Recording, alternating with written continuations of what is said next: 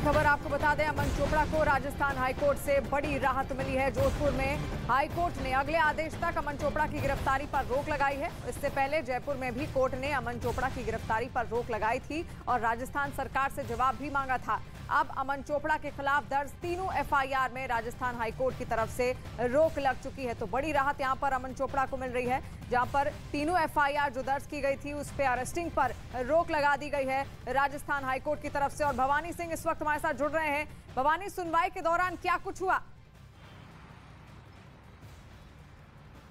देखिए, बड़ी खबर यह है कि अमन चोपड़ा के खिलाफ तीनों एफआईआर के अंदर रोक लगा दी गई है।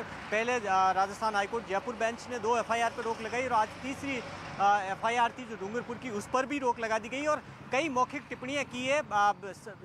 जस्टिस जो मेहता थे, जो सुनवाई कर रहे थे, उन्होंने इस पर भी सवाल उठाया था कि अमन चोपड़ा की आखिर गिरफ्तारी क्यों। उन्होंने कहा कि वो एंकर है, अपना काम कर रहे थे और अगर उनसे अगर आपको पूछताछ करनी है तो वो कर सकते हैं, लेकिन क्या 302 के जो हत्या के केस होते हैं उनको आप अरेस्ट नहीं करते हैं और आप एंकर को इस तरीके से आप गिरफ्तारी क्यों ज़रूरी है।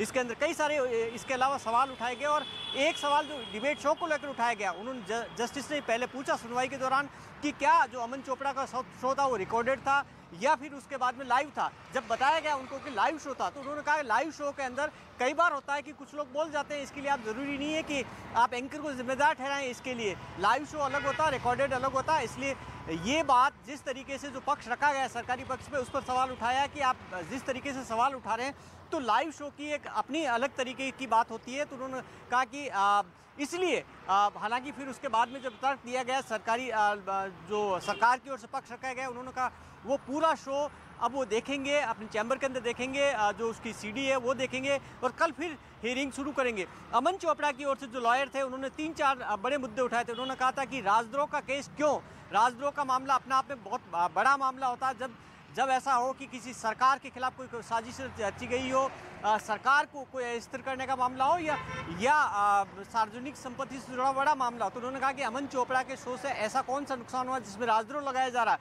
उस पर भी जब कल डिबेट होगी, जब बहस सुनवाई शुरू होगी, तब पक्ष रखा जाएगा, तब सरकार की ओर से जवाब दिया जाएगा। और 3 चीज़ें और जो धाराएं लगाई गई है उस पर भी बात हुई थी कि उनके खिलाफ जिस तरीके की धाराएं लगाई गई कि वो सांप्रदायिक हिंसा फैलाना चाहते हैं और जिस तरीके से भी धार्मिक भावनाएं भड़क सकती है, तो उसको लेकर भी पक्ष रखा गया था कि अमन चोपड़ा के शो के बाद में ऐसा कुछ भी नहीं हुआ।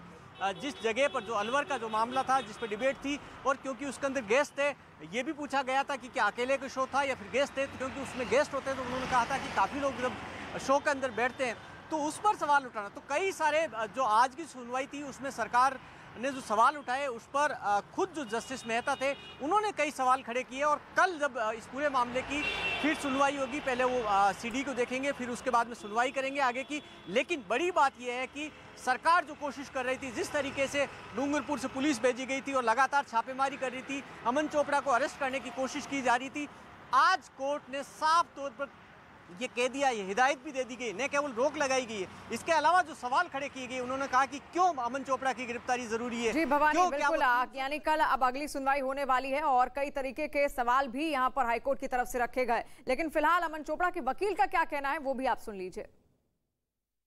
देखिए, हमारे साथ में निशांक मदानी है, इस केस के लॉयर हैं अमन चोपड़ा की तरफ से। जी बताएं क्या हुआ पूरी? आज कोर्ट में दोनों पक्षों की बहस सुनी गई। अमन चोपड़ा की तरफ से senior advocate Shri Siddharth ji Luthra and Shri Manoj ji Bhandari ने अपने पक्ष रखे गए और माननीय उच्च न्यायालय ने दोनों पक्षों की बहस को सुनते हुए ये आदेश दिया कि अगली सुनवाई जो कि कल 12 बजे होगी, तब तक किसी प्रकार से कोई गिरफ्तारी नहीं करे अमन चोपड़ा की। तथा माननीय न्यायालय का ये भी वर्णन था कि वह उक्त सीडी जो प्रोग्राम हुआ, जो डिबेट प्रोग्राम हुआ, उसको अपने चैम्बर में सुनेंगे तथा उसके बाद ही किसी प्रकार से कल जो है सुनवाई के दौरान जो नतीजा निकलेगा। जब तक माननीय उच्च न्यायालय ने गिरफ्तारी पर रोक लगाते हुए अंतरिम राहत अमन चोपड़ा को दी गई है। पक्ष रखा गया कि जो राजद्रोह की धारा है उसको लेकर वो क्या आपकी तरफ से क्या पक्ष रखा गया? राजद्रोह की धारा के ऊपर हमारा ये कहा गया कि किसी भी प्रकार से कोई सेडिशन नहीं किया गया हमारे अमन चोपड़ा द्वारा, केवल जो है एक डिबेट प्रोग्राम था, ना ही किसी प्रकार से कोई सांप्रदायिक हिंसा को बढ़ाने का प्रेरणा थी।